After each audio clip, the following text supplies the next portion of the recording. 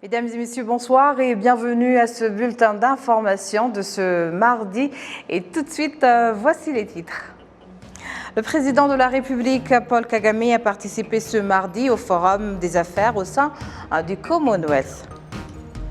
Le président de la République, Paul Kagame, a procédé ce mardi à la pose de la première pierre à la place où sera érigé un immeuble à 24 niveaux qui abritera diverses activités commerciales.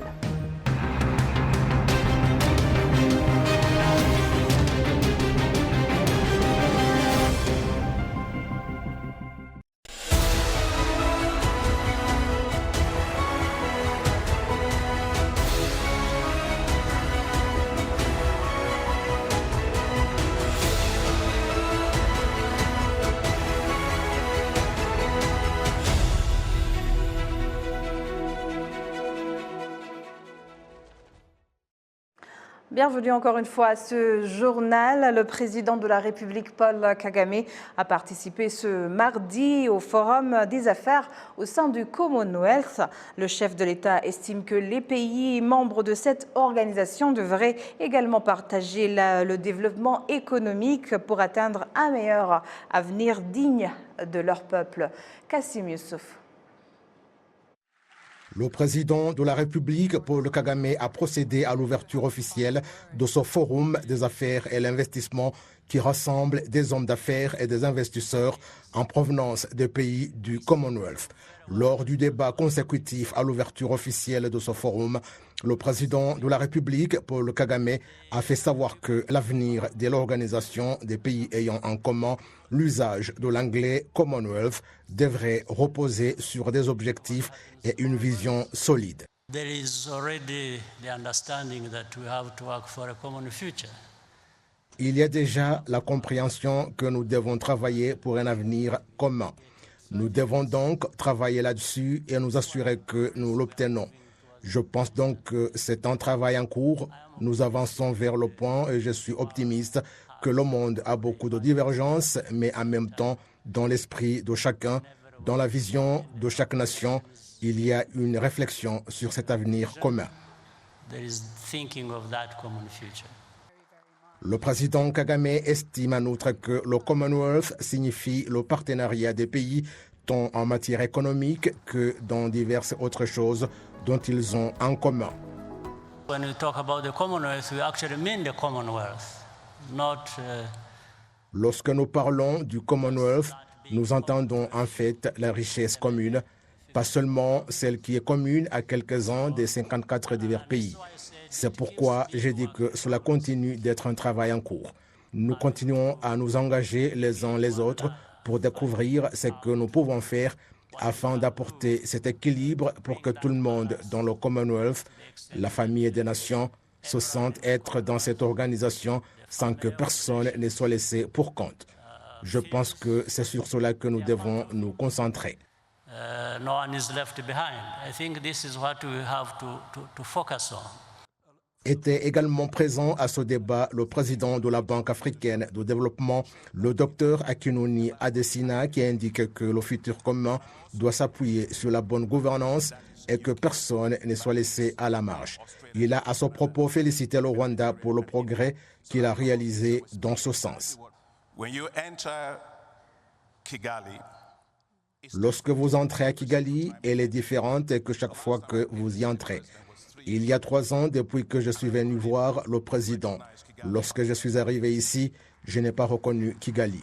Alors, lorsque nous parlons d'un futur commun, un futur commun a besoin d'une bonne gouvernance qui donne à ce futur la direction à suivre, et c'est ce que nous avons ici.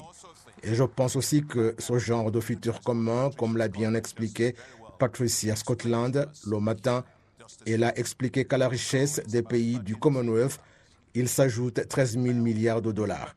Le problème qu'on trouve ici, c'est que cette richesse se trouve surtout dans 5 pays, à savoir le Royaume-Uni, l'Australie, le Canada, le Nigeria et l'Inde. Ce futur commun devrait être tel que le président Kagame l'a indiqué.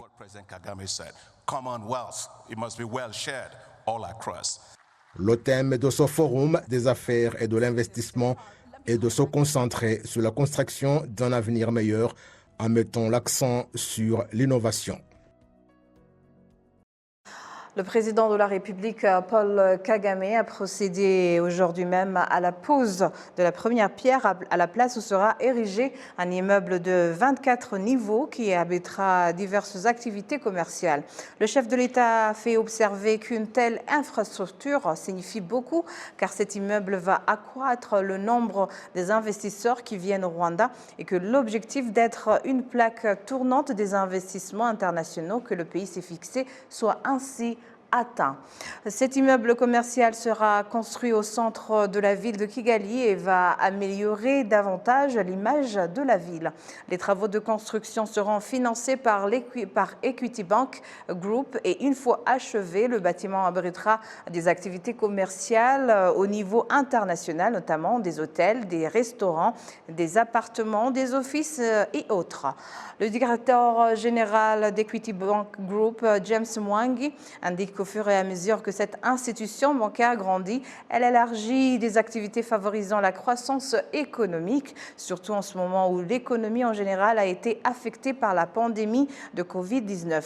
Le délai de construction de cet immeuble est fixé à 24 mois et les travaux coûteront environ 100 millions de dollars américains. Au premier jour des assises du Forum des peuples du Commonwealth, ou Commonwealth People's Forum en anglais, qui rassemble ici même à Kigali des organisations non gouvernementales et des citoyens des pays membres du Commonwealth, l'on a examiné ce que les pays membres du Commonwealth devraient réaliser pour rendre florissant l'avenir des peuples des pays du Commonwealth. Solange Oumourewa. En procédant à l'ouverture officielle de ce forum, la directrice générale de la Fondation du Commonwealth, le Dr Anne T. Gallagher, a exhorté tout un chacun à réfléchir sur ce qu'il doit faire aujourd'hui afin que son héritage soit encore meilleur que ce qu'il a hérité de ses prédécesseurs, ajoutant que ce n'est pas le moment de perdre du temps, mais plutôt celui de réaliser ce qui améliorerait davantage le bien-être des citoyens. Au cours de la session de ce mardi, il a été souligné que ce forum constitue la bonne occasion de mettre en exergue le rôle que jouent les organisations non gouvernementales et les citoyens au sein du Commonwealth. La présidente de la Chambre des députés au Parlement rwandais, l'honorable Donatille Mukabalisa, a fait savoir que ce forum constitue la bonne occasion de réfléchir sur l'avenir meilleur comme un citoyen du Commonwealth, soulignant que toutes les actions mises en place doivent concerner tout ce qui pourrait améliorer davantage le bien-être de 2,5 milliards des citoyens des pays du Commonwealth. L'honorable Mukabalisa Donatille a en outre indiqué qu'au cours des 28 dernières années, le Rwanda a employé des efforts dans la promotion du bien-être social et que le Rwanda est prêt à partager son expérience avec d'autres pays. Il a également indiqué que People's Forum est une bonne opportunité aux organisations non gouvernementales de voir où subsistent encore des problèmes et la disparité parmi les citoyens et ainsi agir. Au premier jour des travaux de People's Forum, il a été également question de voir comment construire des systèmes de santé nationaux, résilients et équitables. Le docteur de l'organisation ECON, opérant dans la lutte contre le VIH-Sida et la promotion des catégories sociales particulières en Australie, le docteur Justin Connin, a indiqué qu'atteindre la santé moderne pour tous, il faut que les pays mettent en place des organes sanitaires solides, ajoutant que lorsqu'on parle de la santé pour tous, l'on entend souvent l'assurance maladie, mais que cela doit se faire en même temps que le fait de connaître le patient, les services dont il a besoin et la façon par laquelle ils lui sont accordés, les pathologies qui sont au sein de la population, les moyens disponibles pour effectuer les dépistages, et tout ce qui concerne les hôpitaux. Il a été souligné que la santé pour tous doit concerner tous les citoyens sans que personne ne soit laissé pour compte. La directrice en charge des activités au niveau mondial dans la fondation Susan Thompson Buffett, le professeur Sene Fisea, a indiqué que pendant la pandémie du Covid-19, il y a des pays où la santé de la population et le bien-être n'ont pas été convenablement pris en considération, soulignant que même actuellement, il y a des pays de l'Afrique subsaharienne où certaines personnes n'ont pas encore été vaccinées contre le Covid-19. Le professeur Fisea a dit que les félicite de la façon par laquelle le Rwanda accorde de l'importance à la santé des citoyens malgré qu'il ait vécu une période sombre de génocide perpétré contre les Tutsis il y a 28 ans, ajoutant qu'au moment où le Rwanda était confronté à la pandémie de Covid-19, les activités préventives contre de nouvelles infections allaient de pair avec la prise en charge des personnes infectées et à trouver des aliments pour les familles sans moyens à ce moment-là. Au deuxième et dernier jour de la session du Forum des femmes, qui représente d'autres au 26e sommet des chefs d'État et de gouvernement des pays ayant en commun l'usage de l'anglais, Commonwealth, les membres ont examiné le rôle de la femme et de la fille dans la lutte contre le changement climatique. Kassim Youssouf. La session de ce mardi a en outre débattu sur comment la femme a toujours été affectée par le changement climatique, notamment l'insuffisance des connaissances en ce qui concerne les services bancaires et le manque d'informations actualisées sur les programmes de développement de la femme dans certains pays membres du Commonwealth. L'ONU a également souligné que la femme a souvent été marginalisée en ce qui concerne certaines opportunités telles que l'éducation et autres. La directrice au Commonwealth en charge du changement climatique, Unkrishan Nair, indique que cette organisation est à pied d'œuvre en vue du développement de la femme et estime qu'on devrait mettre en place une approche commune des pays membres du Commonwealth pour faciliter à la femme d'atteindre l'autonomie afin de pouvoir riposter au changement climatique qui survient fréquemment. La session de mardi a également pointé du doigt le changement climatique comme l'un des défis qui font que la femme et la fille ne briguent pas les places de prise de décision.